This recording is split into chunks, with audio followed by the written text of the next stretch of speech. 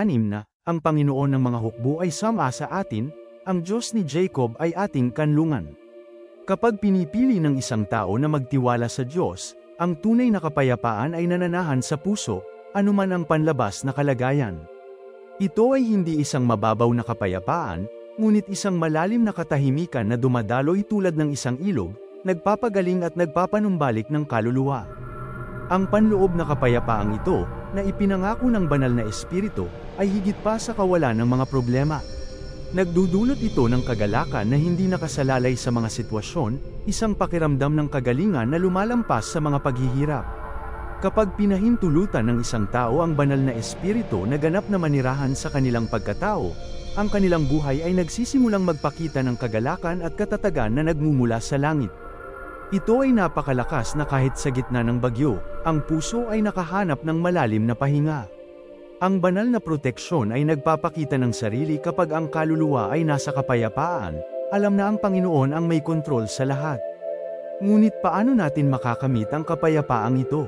Ang susi ay ang mamuhay na naaayon sa Diyos, iwanan ang mga alalahanin at takot, at hayaan ang banal na espiritu na maging gabay natin. Hindi ito nangangahulugan ng pamumuhay sa isang estado ng pagtanggi tungkol sa mga problema, ngunit sa halip ay nagtitiwala sa isang Diyos na nangako ng sasamahan tayo sa lahat ng sitwasyon. At sa pagtitiwala na ito, ang isang tao ay nagsisimulang mamuhay ng may katiyakan na ang kagalakan, kapayapaan, at lakas ng Diyos ay laging naroroon. Pananampalataya higit sa takot. Sa isang mundo kung saan dumarami ang kawalan ng katiyakan at ang mga balita ay madalas na nababahala, ang takot ay nagiging natural na reaksyon.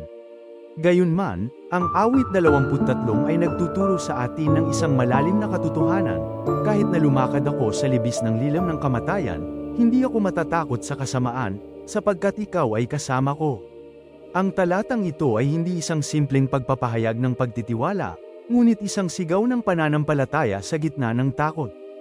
Ang mga naglalagay ng kanilang pananampalataya sa Diyos ay hindi nagpapahintulot sa takot na mamuno sa kanilang buhay, ngunit pinipiling magtiwala sa isang may kapangyarihan sa lahat ng bagay. Ang pananalig laban sa takot ay hindi nangangahulugan ng kawalan ng mga paghihirap, ngunit ang katiyakan na, kasama ng Diyos, ang lahat ng paghihirap ay malalampasan. Isipin ng isang taong nahaharap sa isang krisis sa kalusugan, ngunit sa halip na sumuko sa kawalan ng pag-asa, nagpasya na pagnilayan ang mga pangako ng Diyos sa pagpapagaling. Ang gawain ito ng pananampalataya ay hindi nag-aalis ng mga hamon, ngunit binabago nito ang paraan ng pakikitungo ng tao sa kanila. Ang pagtitiwala sa Diyos ay pumapalit sa takot, na nagdudulot ng kapayapaang higit sa pangunawa ng tao. Para sa isang taong nabubuhay sa patuloy na takot, ang salita ng Diyos ay isang tunay na lunas. Ang pagbubulay-bulay sa mga talata tungkol sa pananampalataya, gaya ng nasa Awit Kapitulo 23, ay nagpapalakas ng espiritu at naghahanda sa puso na labanan ang mga tukso ng takot.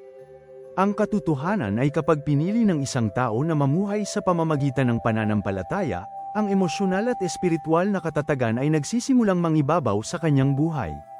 Ang banal na proteksyon ay nagpapakita ng sarili, hindi dahil nawala ang bagyo, kundi dahil ang pananampalataya ay nagdudulot ng lakas ng loob na harapin ang anumang kahirapan.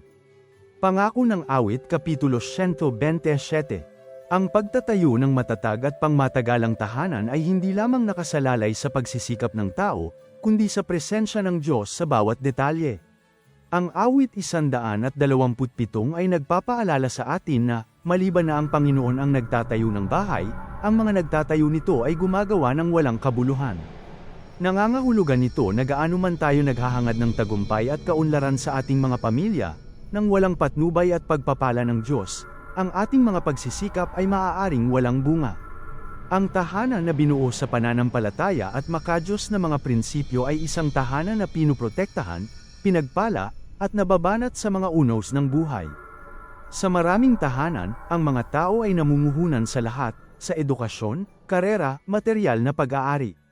Ngunit ang tunay na seguridad ay dumarating kapag ang Diyos ang pundasyon ng lahat.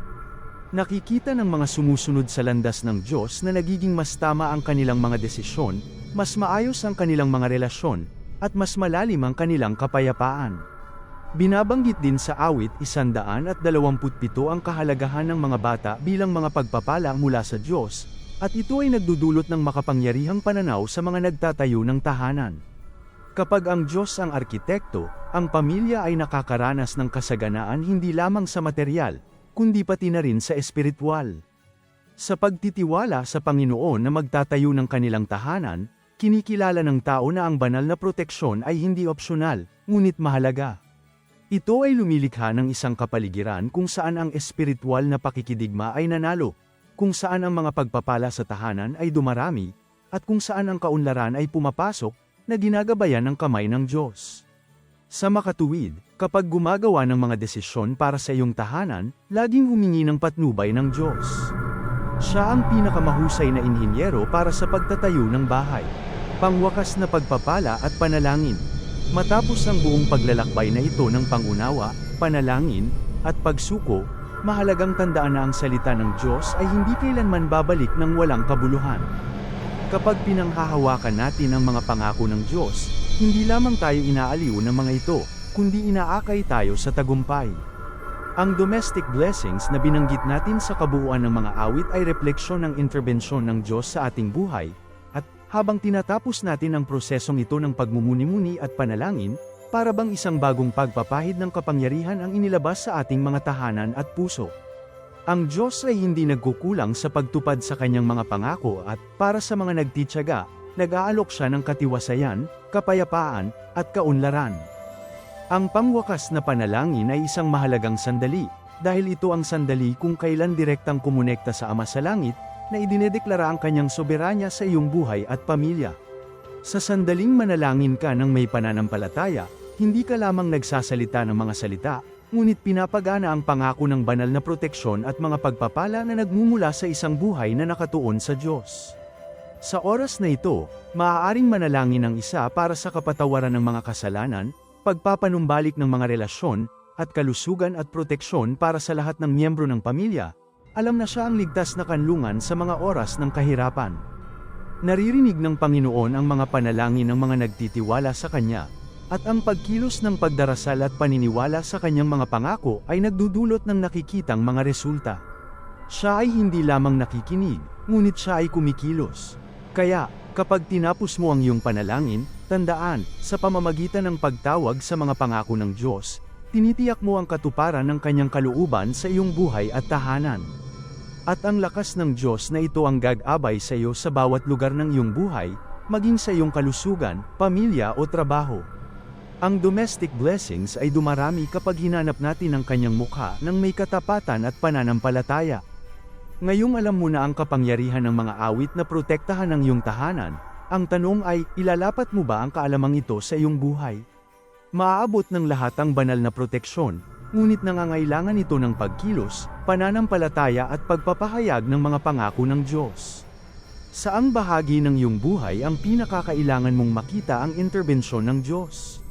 Marahil ito ay sa iyong kalusugan, sa iyong pamilya o kahit sa iyong karera. Ano ang inaasahan mo sa hinaharap? Panahon na para magdesisyon na magtiwala sa Panginoon at hayaan siya na maging pundasyon ng iyong tahanan. Huwag ipagpaliban hanggang bukas ang maaari mong ipagdasal ngayon. Mag-subscribe sa channel, i-on ang mga notification at magpatuloy sa pag-aaral kung paano mababago ng salita ng Diyos ang iyong buhay at ang buhay ng iyong pamilya. Samahan natin kami sa paglalakbay na ito ng pananampalataya at proteksyon.